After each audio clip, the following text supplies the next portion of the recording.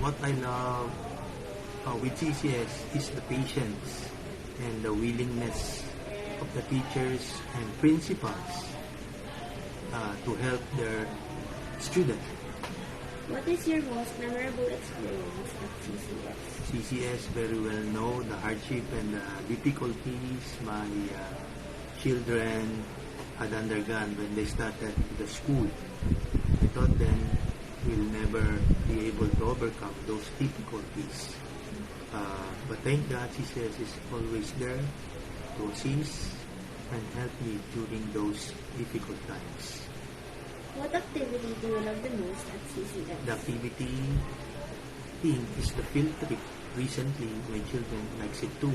And Sunday activities, CCS is having. I know through this activity, they were able to instill in the mind of my children, of the other students, the love for God, to be thankful to all His graces and blessings, to be a good and responsible person. What makes you stay at CCS? Well, beside the fact that I already invested time and money with the school, transferring with other schools will be hassle for them. And for me also. And my children have already made friends and established their good relationship with other students.